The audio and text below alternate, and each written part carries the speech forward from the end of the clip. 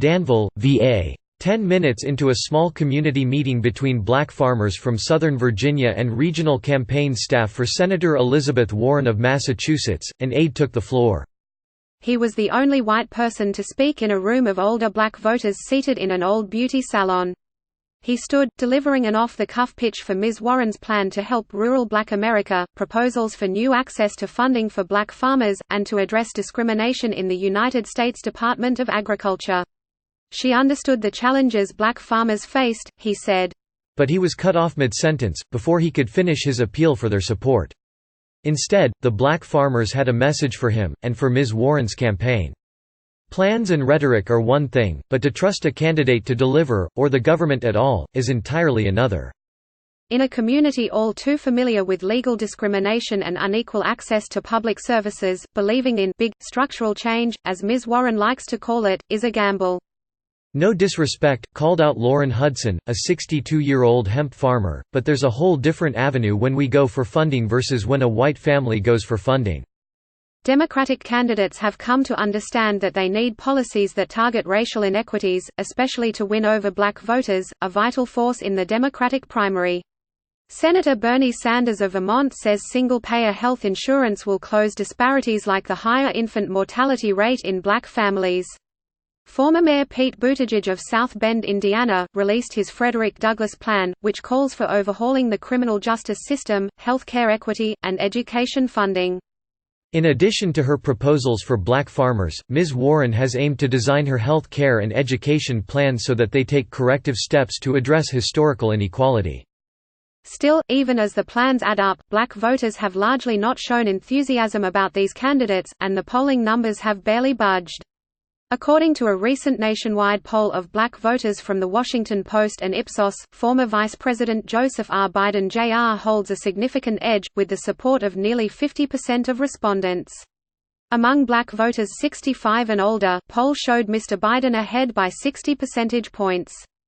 Mr. Sanders had 20% support, driven largely by his popularity with black voters under 35 years old. Ms. Warren was third in the Post's poll, with 9%.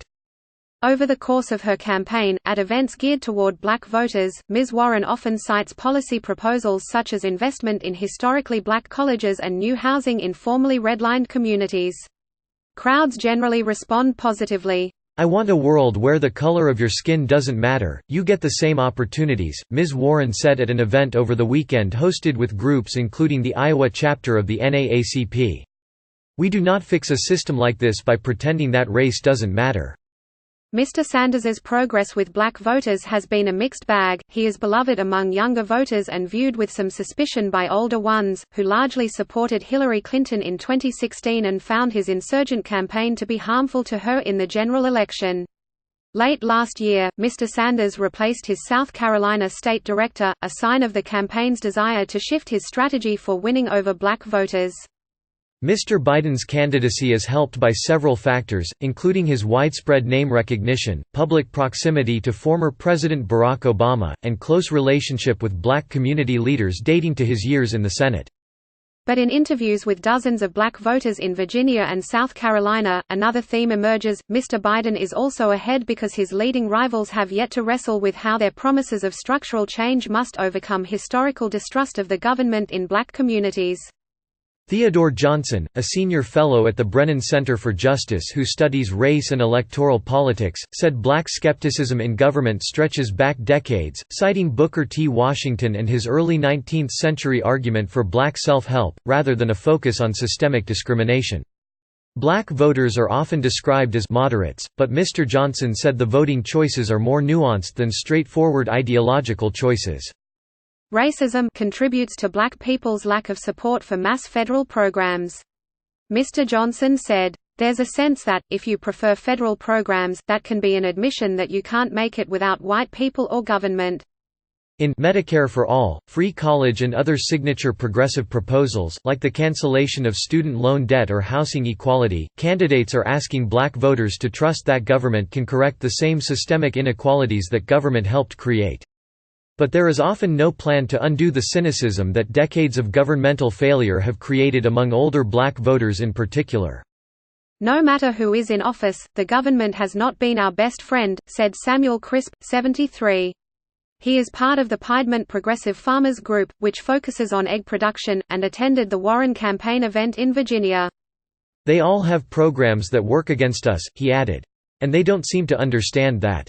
There is some precedent for selling older black voters on the promise for structural change. In 2004, the populist campaign of Senator John Edwards of North Carolina won the South Carolina Democratic primary contest.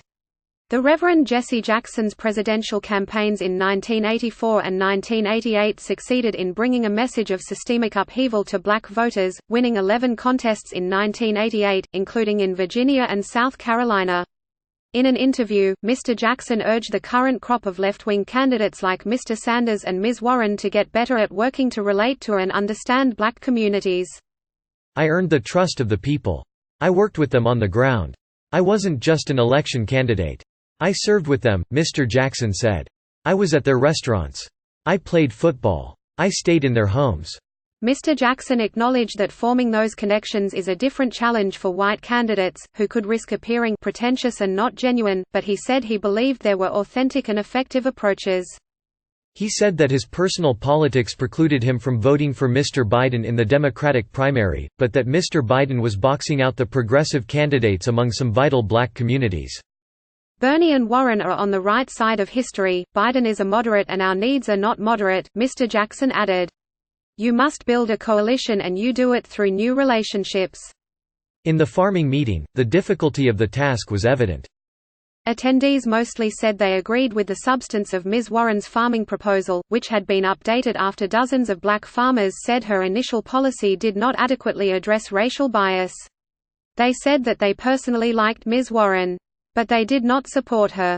The reluctance to back her candidacy stemmed from forces that predate 2020 or modern politics itself, a general belief that big change promised by elected officials, and white candidates in particular, never reaches black communities. "They make promises that are not going to be kept," said Selena Thornton, 45, who works in nearby Caswell County in North Carolina.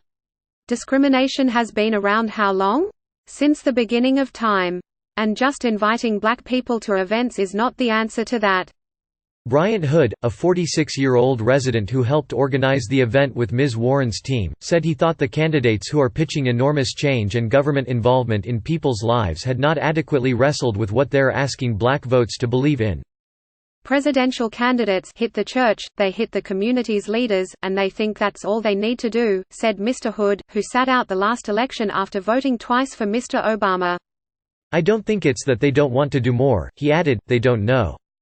Earning the support of black voters with policies that require real faith in what the government can fairly provide amounts to what may be the most significant challenge for the candidates seeking to beat Mr. Biden after Iowa and New Hampshire. That's when the contest moves to states where the Democratic electorate is less dominated by white voters. Mr. Crisp, of the Progressive Farmers Group in Piedmont, is undecided in the Democratic primary. He said Mr. Biden was among his top choices, though he acknowledged that on the issues he prioritizes most, Ms. Warren's plans better target racial inequality. "Mr. Biden has a history, and a lot of them don't have a history," Mr. Crisp said. Ms. Hudson, the hemp farmer, said that as a black voter, placing her trust in an unknown quantity was a risk. Referring to Mr. Obama, she said, "I didn't vote for him because he was black. I voted for him because of what he said and I believe what he said." She has not found a comparable candidate in 2020. "It's hard to trust white politicians," she said.